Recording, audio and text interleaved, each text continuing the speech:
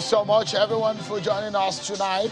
On the menu is Zamfara State Governor Bello Matawale was raised an alarm indicating that banditry may not end soon in the state, and he gives reasons. We'll find out shortly what he meant by that statement. And also, governors of the PDP and civil society organizations are asking the lawmakers to work on the Electoral Bill 2021 when they return to work tomorrow. They are making specific demands of the lawmakers. We'll talk about these, plus a presidential aspirant will also be on the program tonight. He says he wants to make the lives of Nigerians better.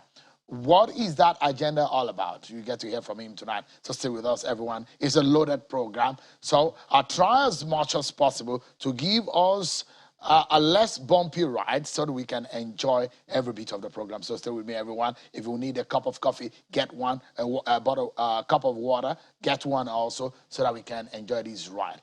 So let's begin, everyone. But first and foremost, telling you about what happened today in the villa.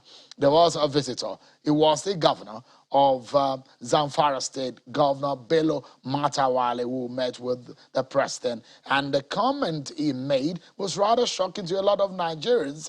The governor dropped a bombshell that we may not be seeing an end to the banditry in the state. The governor attributed the continued attacks by bandits on innocent residents of various communities in the state to the activities of some individuals. He made the remarks today while briefing State House correspondents after meeting with President Muhammadu Buhari in Abuja. Take a listen to Governor Matawale. There are some political bandits who have been spreading lies, rumors, so that they can achieve some political gain. But actually, it is just 58 people that have just been killed. But some people will just go to social media, have been writing figures. And I have informed Mr. President of some people who think that with this insecurity, they can achieve something out of it. We are working to make sure that all those who have hand on this insecurity must bring to justice. Therefore, once the investigation was concluded, we'll inform the public of the result of the investigation of what the security is doing about it. So you see, with the kind of people we have in Zamfara State, I don't think this issue of banditry will end very soon, because already some people are behind it, some people are using it, and all they need is at least to show the Nigerians that both the federal government and state government are not serious on the issue of insecurity, despite the fact that some of them are involved on the crisis of this insecurity. When we go back on Wednesday, the people will see changes between now and Wednesday, because I know what we discuss and I know what is going to happen within this period. So my people will be happy with the action that the federal government is going to take on the issue of insecurity very soon. That was the governor of Zamfara State, Bello Matawale. Well, there was another visitor at the presidential villa. It was governor of Yobe State and the chairman of the APC Caretaker Committee, Governor Mala Buni. Although there was no word from him after his visit, but there are speculations that Governor Buni's visit might not be unconnected, or the conversation he had might not be unconnected to the APC National Convention. There are also talks in the party of the plans to put together a screening committee ahead of the convention, hoped to hold at the end of February this year.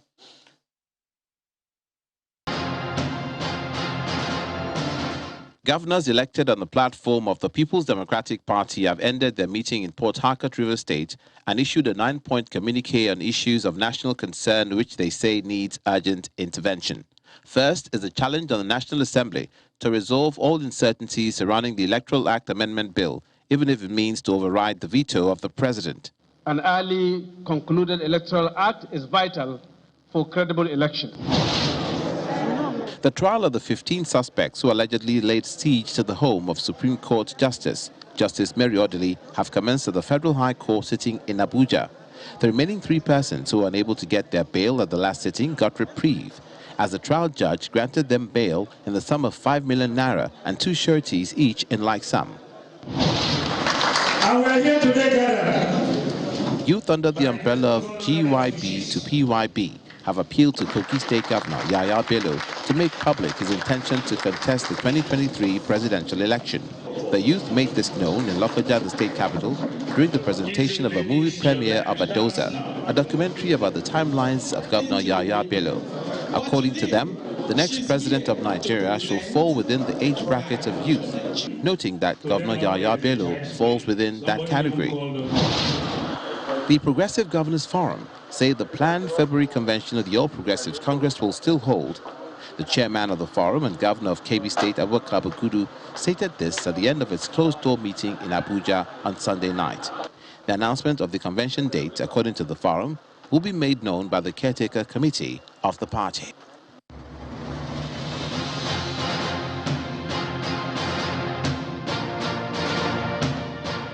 Thank you so much, everyone, for staying with us.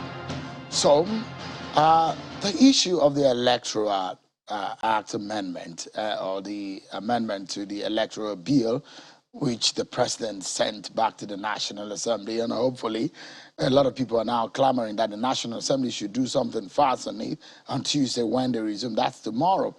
But that forms part of our conversation tonight.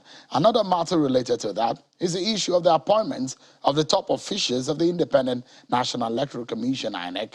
There are indications that substantial members of the board of the commission would retire from the service.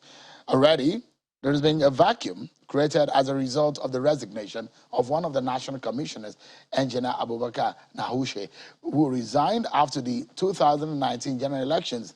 The worries in the commission are that only 5 national commissioners will be left after 5 of them must have bowed out from service instead of the 12 members statutory in the board. The vacuum is not only the concern here, but the effective replacement of the hands there, the change of guard.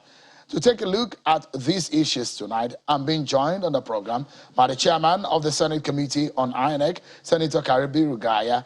Also, is a former director at INEC, Mr. Oluwali Asazi, who is also a lawyer. Thank you so much, gentlemen, for coming. Thank you for being here. Happy New Year. It's good to see you physically. The other time, it was so difficult to get you virtually. But thank goodness that we have you now. Thank you. Thank you, Fred. Congratulations for the marriage. Thank you so much, Senator. I think it's fair to ask you, Senator, and to get your commitment, because each time I like to get your commitment when these amendments to this bill started, and several times all the work that's been done, we try to get updates from you. You're going to resume tomorrow. Is there any plan by the National Assembly or your colleagues to work on this bill tomorrow? Well, certainly, by God's grace, we are resuming back tomorrow to the preliminary, and we are going to, definitely the matter will be brought up on the floor. The Senate President will now report to the letter from the President to the committee. There's a joint committee, both the House and the Senate, that worked on that, on the conference committee, and that was what we passed the President. So they will reply to us again, and we'll look at it, and then we advise the National Assembly or the Senate or the House so that they can now decide on what to do. There were conversations yesterday. Of course, there was a special program in that respect yesterday. And a lot of worries and concerns came up as to the work the National Assembly did. A lot of sleepless nights. But of course, there are balls were dropped at some point, which raised a lot of concern into whether or not the National Assembly placed attention to some of the details. I believe this is a bill that had more publicity in this country. The press have tried their best. Because of the importance, isn't it? In enlightening the people, and it's because of the importance. So we have been on the bill for over 2 years, and finally we came to what we have. The INEC itself submitted about 36 proposals over which we took 25, and the rest made some amendment to them. During public hearing, a lot of proposals were brought up. So it's a bill that is very, very important to the development of democracy in Nigeria. The things we put there will definitely increase the free and fair elections, the chances of having free and fair and credible elections. So the question is that, are you and your colleagues willing to take up the compromise of the direct primaries, which will add popularity of vote with the lawmakers? Now the president has sent it back. Are you willing to do that? And people are asking the question that you should urgently do that. I believe we'll urgently do what is needful. First of all, the president raised objections, and we need all our committee members to look at it. And if we still stand by vetoing it, then we should. But that depends on the number. We must have the number to veto the president on any bill. Is overriding the president's veto? You need a number. Your consideration. It is in the consideration. If we bring to the floor, either we veto or we agree on his suggestion. These are the only two options we have. You need to. But we need to pass that bill. Yeah, we need to pass the bill. It's very important. Otherwise, we have difficulties in running the 2023 elections, certainly, because the instance we are introducing the bill will enhance the democratic system in this country. But if we say because of simply one item, which is direct primaries or no direct primaries, then we throw the bill away, I think it's not in the interest of the country. Mr. Asazi, you have helped in conducting elections with your work in INEC. How crucial will the work of the lawmakers? What do you expect them to do tomorrow, for example? Well, thank you. I expect that they will prioritize consideration of that bill. And there are basically, as far as I'm aware, only two options. A consideration of whether they have the numbers to override the president's veto, or comply with, look at his observations, examine his observations, and as Senator Gaya says, do the needful. In other words, agree to what those observations, and they are well-founded, agree to those observations, and then return the bill expeditiously to the president, so that the focus will now be on the president. You refused to sign the bill in the last National Assembly. Please, you have made these observations. We have considered it. We agree with you. Kindly, it's submitted for your consideration. And I expect him to do that expeditiously, because he has always said that the president always said he wants to leave an enduring, credible electoral process to the country. This is a good opportunity for him to match his words with action. So if you look at the bill and you look at our electoral process right now, it seems that we started to see some improvement. Yeah. But how critical is this amendment to the process? Well, it is very critical. Unfortunately, so many controversies have dogged this process of electoral reform regarding this bill. And unfortunately, very often, that has been actually the case, historically speaking. Don't forget that INEC, for example, took the National Assembly to court in 2002, after they passed the 2001 bill and made the 2002 Electoral Act, which had to be repudiated after the court struck down certain clauses. The Abia State government has taken National Assembly to court over the issue of local government elections and legislative or local government elections. So each cycle, almost every cycle, has been dogged with sometimes needless, sometimes needful controversies. And unfortunately, this has not been spared. And he's right, the guy is quite right. I think there's been so much consideration, time, efforts, and resources given to the consideration of this time around. And don't forget, we seem to have forgotten that this is the bill that is trying to introduce and inject a lot more technology into the process, arising from the Supreme Court decisions on the use of carrier data, the use of technology, and how they contradict the extant Electoral Act. So that seems to be in the distant past. When you look at your rearview mirror, it seems to be in the distant past. But that is what it's trying to cure. That's one of the things it's trying to cure. The Kogi debacle, with the death of a candidate before the conclusion of the process, it's trying to cure that. Timelines for doing things is also trying to cure that. Those things are still in the bill, but because they have been overshadowed by more recent controversies, those things are in the back burner. One of the things that I hope that, that it may not cure is the benchmark for the election spendings, which rather than when people complain that there's too much money being spent on elections, this bill is actually looking into spending more. And people are asking, Senator, that why would you raise the spending Rather than reduce it, you're raising it. You have to spend. You have to now rate it based on what is the current situation in this country. What amount can you use to buy this? For example, in those days when less money were used, 5 naira was something else to give to an electorate to vote for you. But these days you give 1,000 or plus. So it means the rate, because of the rate, I mean, it's unfortunate for us because so much of politicians are desperately trying to win election either by crook or by any means. But in most cases where we're making amendment on the electoral is to improve a free, fair, and credible election, to make sure that people vote those who think can work for them, but not those people who paid for money to win elections. So certainly a lot of things have been put a guideline to stop that. Even the issue, we're trying to have another bill coming up, the Electoral Offences Commission, which includes also penalty on using money during elections or creating violence on the day of the election or any other sorts of means to make sure they circle the election. All those, there are laws to that. Or even posting an electoral officer to announce result on duress. All those are covered in the bill. What should be done if that happens and what INEC is supposed to do. So we have a good bill, but unfortunately, we should not now throw the bill away by simply saying direct or indirect primary.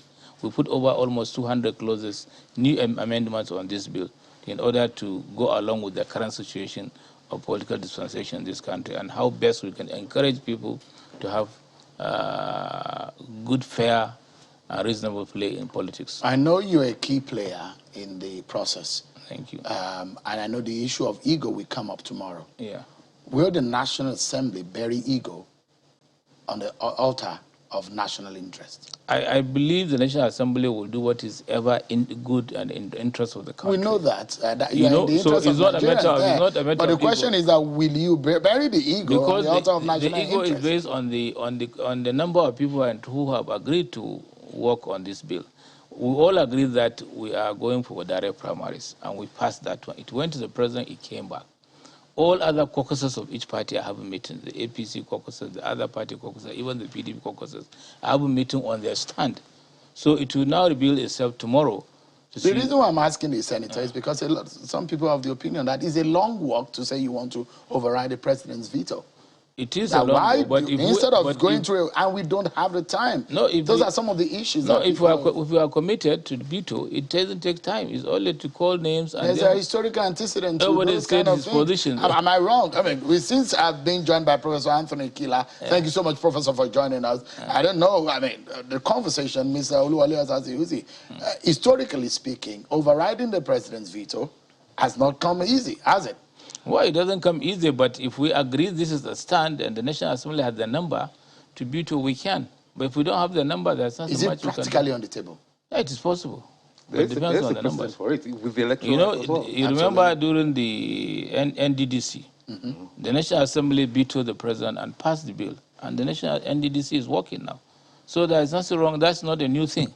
But it all depends on what all of us agreed with. If we now, most of us say this is what we want, and then later some people are convinced that that stand may not work, that may create problems, or then that may be a different issue. But I believe we're on stand, and I don't know what might happen tomorrow. But I believe the bill will be passed on the floor. The red chamber tomorrow will be hot, we suspect. The green chamber might a bit be greener than expected tomorrow. Prof, what are your expectations when the lawmakers resume tomorrow? Well, I think the senator is spot on. It's a matter of will. It's not a matter of ego. If people deliberately, rationally, in conscience and in knowledge, make a choice that it is the law they want, the burden is on them to be consistent. The founders of democracy did not believe in good faith. They made a law saying that legislator make a law, president sign. And where the president goes against the will of majority, majority just needs to find the force to stand up and say, look, we have the numbers. If they don't have the numbers for any reason, that's a different reason. It's not a difficult thing to do. And I do think that those who are elected, charged and paid and respected to make laws should be called upon to make laws in knowledge and in conscience every time, if that is what they've said. I don't think it's a big problem if that happens. We expect distinguished senators, honorable members, to stand up to be distinguished and honorable when they come back by following through what they've raised their hand up and their voices and their signatures to before. Mr. Asazi? Well, there are antecedents for the overriding of the president's veto, even Electoral Act and several other bills. But I expect that wise counsel will prevail in the circumstances of this bill. Don't forget, although there was widespread consultation, the clause to which the president objected to was not actually a clause that was right there ab initio. It was not there. It was under consideration. I went for several public hearings. It wasn't there. It wasn't even part of what was considered for the joint committee. It came in later. I don't know why it did, and but it did. And for some of us, enough safeguards are not there in that clause. If you have direct primaries, you must have proper register of voters, proper register of sorry, members. If I may come in, there is that procedure. If you are going direct primaries, each party must have registered members or a register for members. And that when the direct primary is going to hold, they will go through the registered numbers and names and then allow those people to now vote. And there were timelines for that as there is timeline also. Secondly, also, INEC is to supervise that thing. So I believe we have taken a proper way of which how the primaries can be. The elect is to observe. It has no role to supervise. It cannot supervise or supervise. And secondly, what you provided in that clause was for guidelines to be issued to aspirants, not the register of members. No. You better check the law. We said guidelines, and then also the register. They have to also check. It said it will be used. The register will be used. If the register are going to be used, that means there is no way they can have election without the register. No, I mean, why the reasons the president gave were they tenable? I mean, logistically speaking, he gave security, economic, and logistics reasons for it. I think those are political reasons. They're ideological reasons. It's a way to say, this is what I think about it. If we want to follow the president's reason thoroughly, regardless of the merit, if we want to say, because of logistical reasons, because of economic reasons, because of security reasons, then let us abolish elections totally. You know, if you really want to follow that true. I think in an age and time, the essence of humanity is to deal with situation.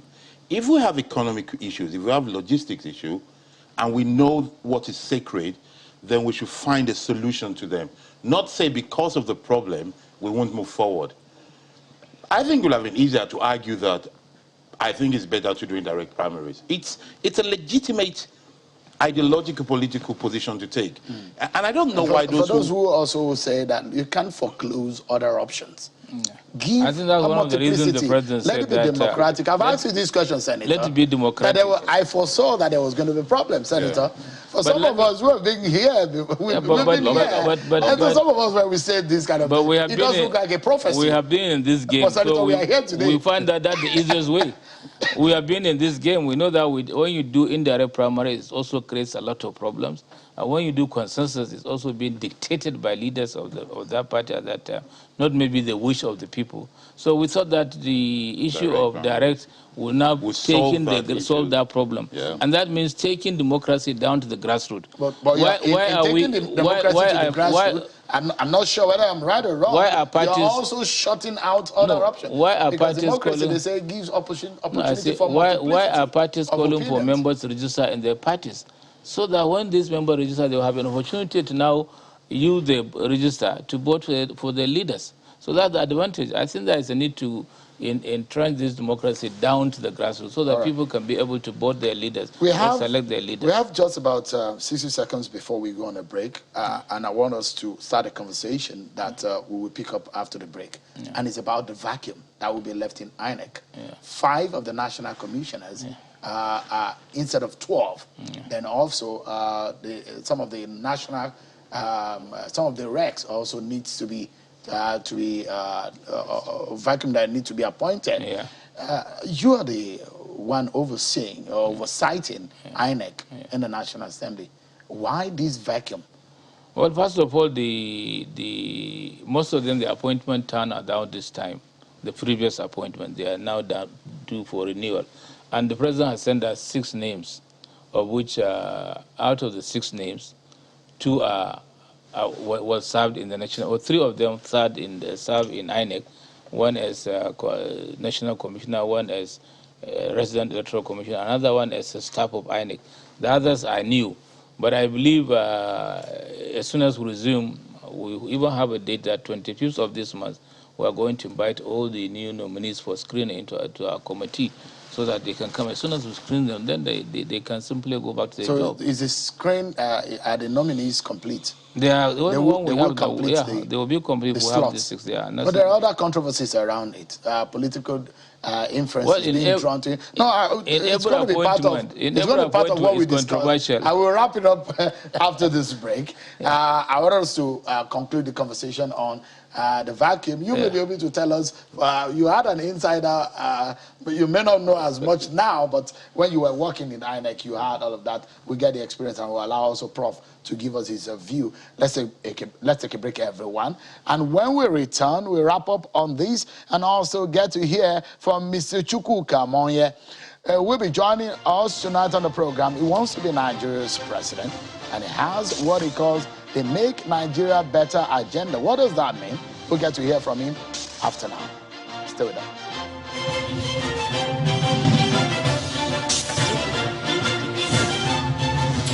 Thank you so much, everyone, and welcome back. Professor Anthony Kila, a strategic development expert, has been speaking with us, as well as Senator Kabiru Gaya, former Kano governor, and Senator, the chair of the Senate Committee on INEC. And we have Mr. Oluwali Asazi Uzi, who is a former director of publicity with INEC. Thank you so much, gentlemen, for your time tonight. Let's wrap up quickly on the issue of the appointment to the board of INEC. Yes, you are saying that there will be controversies. Of course, certainly for every appointment in the country, there are people who are pro and who are against. So those who are against will certainly set up a petition, and we have received a few petitions here and there. But already on the nominees? Yeah, it depends on the merit of those petitions. We'll look at them because we are used to that. We get petitions. People write all sorts of things. Simply they don't like your face, or you are not from the state, or you are not from zone. They tend to go against you. I think there's need more for Nigerians to be accepting nominees. Unless this person is corrupt, that's the basis of which you will now write petition against those things. But not saying that he is not my tribe, he's not from this. Senator, are there old names, old hands that are being brought back, or there are fresh people that are being... No, well, this time I think this government of President Barry is doing a bit better than before, because in those days, they always put fresh new ones. And this time, the president is renewing some members so that he can have the old hands on board. Like even the national chairman is serving his second term. Then we have 2 other people among these nominees who are coming in as a second term. One is a national commissioner, that's I think Mrs. Umbu. And then another guy, gentleman, who was a REC member and now he promoted to a commissioner. Then there's another gentleman who also works in INEC. He is a staff of INEC and now being promoted to, or at least appointed as a commissioner. So I think we have 3 out of 6, and the remaining 2 new, or 3 people are new. So I believe that there will be a blend of the old and the new, the experience and the just coming in person, so that thing can be put together. And I think they can do better more. We haven't lost much Beckham, and I think we still have those talent. All of them are professors and talented people, and I believe they can do a lot of good job. Of course, but when I say controversy, people... But somebody sent a petition that why are we putting professors in INEC? Why don't you think of other people? Why all professors? So that's another petition, you know. I mean, it does look like this dragged for too long to fill those vacuums. What are the implications of leaving those positions without being filled? Well, first of all, let me commend the president this time around, because don't forget that in the last cycle, it was a much, much longer time, actually. Yeah. I think the tenure of the 5-6 people expired less than 2 months ago. In December, actually. So it's not as if there's been a long delay in filling that vacuum. But the last time it was several months. In fact, don't forget that at one time, we only had 3 national commissioners, 1 chairman and 2 national commissioners under Professor Iwu. After Jumari, National Jumari tenure expired, you only had Shoyebi and Philip Umeadi. So you only had 3 people for quite a while. And later on, even 5 years ago, or 5.5 years ago, we also had this problem where for several months, almost a year, there was nobody. It's important because it's an election year, and we have barely 1 year to the election, especially with the new people coming in. It's going to be extremely difficult for them to bed in, to settle properly, to understand the process. It takes more than 1 year for people coming in fresh to understand INEX processes, the guidelines, the laws, and things like that. The most perceptive of people take a better part of 2 years, actually, to begin to understand how things work, the administrative structure, and getting to know the people who they are working with. And that's so critical. The human factor as well. It takes a long, long, long time, no matter how perceptive or how good you are, or the good grasp. So it's a good blend, as Senator Gaya said, it's a good blend to have the old and the new. And I think they will do reasonably well. Sure. But where we disagree is that he says except there's corruption. No, the Constitution is very clear on the qualifications for membership of the company. One, you must be a person of unquestionable integrity. Yeah. And if you don't have integrity, of course, if you're corrupt, you have no integrity. If you don't have integrity, even if you're not corrupt, if you don't have integrity, you shouldn't be appointed to the board. You meet the age requirements, and you should be non-partisan. That's one of the amendments to the Constitution. Because that's, you should be non-partisan. Yeah, because that is why the former lady who was nominated from Delta State was dropped, rightly so. And I must commend the National Assembly for hacking to the demands of Nigerians. Look, we want... There are more of the controversy as to whether or not there are political stooges who are coming into, and I'd like Prof to speak on that. Well, yes, there are voices that some of the appointees are affiliated to political parties. And here the senator is right. Let me join them in saying it is true that the process is faster this time around, expiring December, nominating them down. It's normal. That's the way it ought to be. So that's a good thing for that. But I also think the senator gets it when he says that no matter what you do, there will be a petition. Mind you, it's not a bad thing. That is the essence of democracy, that people should express themselves. I think people have a right to scrutinize and complain about what they don't like. And I think those nominating have the duty to bear in mind that this petition will come. So as a result, in nominating people, in proposing names, they should make sure that those names not only fit into the listed requirement as dictated by the Constitution and good practice, but also to be politically acceptable, so that they do not appear in any way, shape, or form to be influential or influenceable to a part or the other. This country has, we say 200 million people, at least 50 million possible for this kind of job, realistically. It is not difficult to find independent people. But I also think there's something wrong. I understand very well when the director says that it takes a long time for them to acquaint themselves with the system. But I think there's something wrong with a system where it takes you 2 years to familiarize yourself with it, and your tenure is 4 years. Perhaps we need 5 years. No, it's 5 years. It's 5 years. You can't learn for 2 years, act for 3 years, and go home. We also need to think about that kind of situation. More time on the job. Perhaps more time or make the system simpler. Yeah. Doesn't have to be more time. Because of their qualification, the time for learning is less than 2 years now. When you are in the system, a professor served for many years in the government and other agencies. Coming to INE, you should know the job you are supposed to do, and you should learn it within a year. We're totally out of time on this conversation, but since you're a chieftain of the APC, this controversy about your party's national convention, any word on that? What are you hearing? Well, I want you to know that politics is full of turbulences. Yeah. And when you go into those turbulences, we can always get across it. I'm sure we'll land well, and we'll be able to get to the end of it. And is it 26th of February, sacrosanct? I believe so. They're working on that. If the party decides to change, be it. But I'm saying that we must have this convention within a reasonable time. What are the issues of zoning that they are talking about in your party? Have they talked about? What are you hearing? The party is also discussing on that, though. I'm not the one that gives you opinion on what the party decides, but all I know is that the party is working. I'm a member of the caucus, so definitely I'll be part of. You know, when we have influential people in the party, like you try to get some information. No, sometimes you don't leak the information of your party earlier than the party's decision. Senator Kabiru Gaya, former Kano State Governor and the chairman of the Senate Committee on INEC, thank you so much for coming tonight. Thank you, my brother. Mr. Oluwali Asazi, our very good friend, who was almost here every other day because of elections, but now we'll see more of you. Let's assume now that you are our election expert. Thank you so much, Mr. Wale. And Professor Anthony Kila, also a very good friend of the house, a development expert. Thank you so much for coming tonight. Thank you. Thank you. Let's switch gears now. We'll take a short break, and when we come back, the man who has a vision of wanting to lead Nigeria. He says he wants to make the lives of Nigeria better. What does Chukwuka Monye has in the bag for Nigerians? We'll hear after now. Stay with us, everyone.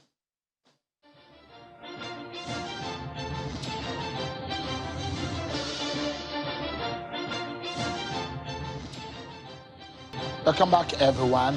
More names are emerging now of those who are willing or wanting to be Nigeria's president. One of them is Mr. Chukwuka Monye, who says his plans is to make Nigerians' lives better. He's also saying that the future is now. I'm being joined by Mr. Chukwuka Monye, who recently declared his intention for the #1 office in the land. He did that a few days ago. Thank you so much for coming in. Thank you very much. Good evening. Is Mr. Monye as young as he looks? Yes. Why do you want to become president? Okay, so I would like an opportunity to improve lives, to make lives better. But more importantly is to restore the dignity of Nigerians, of the average Nigerian. And you probably wonder why I'm saying that.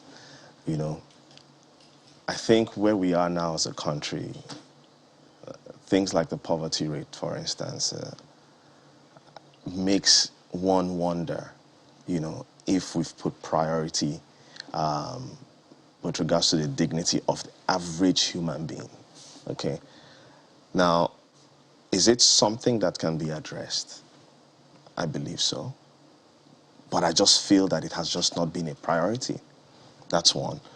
Now, in some instances, I also feel that even when there has been attempt or interest to address this issue, we haven't had capacity.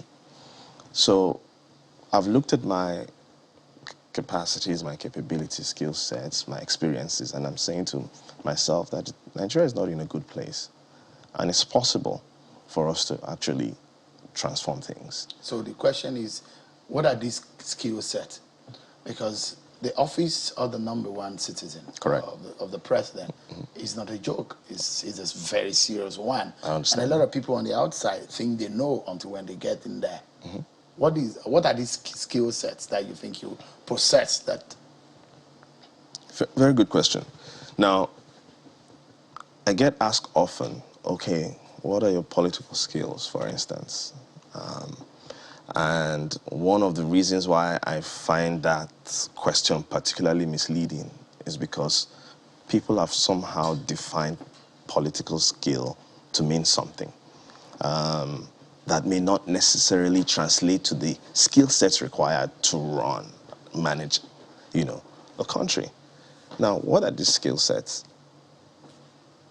People skills, stakeholder management, strategic thinking, problem solving, international relations, and many more. Now, You've used all of this in your own private. Absolutely. You have your own business. Yes. I guess it's successful. Successful. And you think it's successful enough for you to be able to handle the business of the country. Of the country. You know, I mean, so there's a thinking that is politics required. Is this your first time of your foray into politics, isn't it? I won't say first time. I'll probably say first time as an attempt into governance on the country's level, but not politics. Politics is a way of life, you know. From university days, I became first black president in a foreign university. And in the course of running any corporate entity, there's no way, once you have human beings, and different kinds of human beings, politics exists, right? So there are different things. And let me even add that in the course of my work, I've also done a lot with government, closely, whether it's the Delta Economic Summit Group and some other, things that I've done. So do I have a full appreciation of what's happening? Definitely. Now, can I bring to the table these other skills that I've acquired from the private sector? Absolutely. Can I then summarize that I have some sort of wholesome set of skill sets that are required? Yes. But I'm saying all of this because a lot of times, certain people like to almost stigmatize people coming from the corporate sector, when in reality, they have tangible experiences. You can see tangible things that they have done. There are people that will quickly say, oh, why didn't you become a councillor first? And the first question I ask them is, okay, what is the skill set that I'm acquiring as a councillor? When do I need it? How do I need it? How do I utilize it? And then they pause. And I say, there you go. Now we're talking, you need transformation in the country. You need restoration. Everyone is using different languages. What are the skill sets that will help you to restore, that will help you to transform? Is it the politics as you know it, or is it someone who has change management skills, who has transformation skills, who has international relations skills? So we need to move from where we have sort of defined politics to mean, things that even make it less relevant, for running the country, and begin to unpack it and identify the specific skills that are required to run, this country. Right. So I'd like to ask you some very quick questions because of our time. The first one is, what do you suppose is Nigeria's perhaps biggest challenge? Biggest challenge? I'll beg you to make it 3, not 1. Because the reason is, some will say, this is the reason why we have not moved forward. If we solve this, all of the problems are going to be solved. So if there is... Well, I'll say 2. And what are these?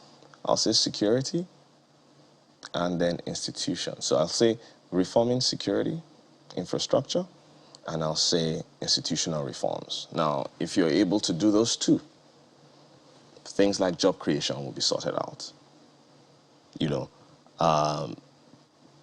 A lot of people typically say, especially in politics, oh, we're going to give you X million jobs. These are promises. You don't create jobs. You enable people to create the jobs. You enable the private sector to create jobs. So if you make it enabling, then guess what? It will happen naturally. Security, I need to feel safe. How do you fix security? Okay, so I'll say a few things about security. Of course, it's security, so there are certain things I won't say, but let me talk about 3 things. Now, what we're facing today can be looked at from one angle, which is interventionist. There are certain tactical things that one can do that I can't really say right now. But there's a second dimension to it. And that second dimension, relates to what things like empowerment, things like strengthening the security, infrastructure. I can tell you that growing up, for what I can remember, there was a time, those ECOMOG days and, before that, there were times that one was proud of the armed forces and a lot of the things. There was something that showed strength, might, that we felt secure somehow. That's as long as I can remember. I think we can get back to those days, If you engage a lot of people in the security space, they'll let you know that things like empowering them is key. But that's the second dimension. Then there's a third angle and conversation that needs to be had. That's around, where do you place certain security components? Federal, state, community level. And those are not conversations that I would shy away from when the time comes. But broadly speaking, those are sort of the 3 different areas that I'll look at. So let's wrap up now. Okay. And there are other quick questions. I said I was going to ask you some quick questions. Sure. What political party do you belong? I belong to a party that I don't want to disclose at the moment. Yes. So because your support, anyone watching you now and feels, I like what this man is saying, I probably will want to vote for him if he gets the ticket of a political party. So how would it, because you cannot be a president without having a political platform? That decision will be made very, very soon. Consultations are ongoing. And so you're considering any of the major political parties? We're considering some factors at the moment. So consultations are going on, and I want you to understand that, when it comes to the issue of determining a party, quite a number of factors you have to look at. The youth on one hand are saying they want a platform of expression, right? And then you have certain stakeholders that you also need to consult with. So, So would you count yourself as a youth candidate or a youth aspirant? I will count myself as a presidential aspirant. Well, you don't belong to the youth or the young bracket. A presidential aspirant, yeah. All right, because that conversation will be very important, because there are some young people who are coming together already who are saying, we want to identify with those who have interests of the young people at heart. I'm passionate about the youth. That's what I've done for almost 20 years. It's my priority. But when you are aspiring to, become president, you're not president for just one segment of the nation. Absolutely. This I'd like you to answer in 30 seconds, if you may. And this is perhaps the first time I'm seeing someone from Delta State. For those who have come out, probably from the southeast, from the southwest, or from some part of the north. Delta has not really come into the equation. You have brought Delta State or the South into the equation right now. Why do you consider that in the conversation around rotation, that where you come from, Delta State, might be something that can be considered? So, again, I want you to understand that the hat that I'm wearing is actually not the hat of, prioritizing which, sector of the country that I come from. I'm coming from the angle of, hey, things are not okay. We're trying to restore the dignity of the human being. The youth are saying they want a voice. I'm looking at it quite from a holistic perspective, and not just Delta. Yes, I'm from Delta, from the Igbo extraction, but so that also counts, isn't it? You might say so. You might say people so. will say, what does it matter anyway where you come from? What matters is if you get someone who will get the job done. That's my focus. Thank you so much. That's my focus. Chukwuka Moye, presidential aspirant, who is not able to tell us what political platform is going to be running. Not just yet. Not just yet. Very soon. But I wish you the very best. It's refreshing to see and hear people who, before now, have not been in the popular political terrain, who are now coming into. We hope to see more of that. It's a pleasure. So and I wish you the very best. Thank you very much. And that's how we anchor tonight on the program. Thank you, everyone, for watching. I'm Shinwa Kimale. Bye-bye.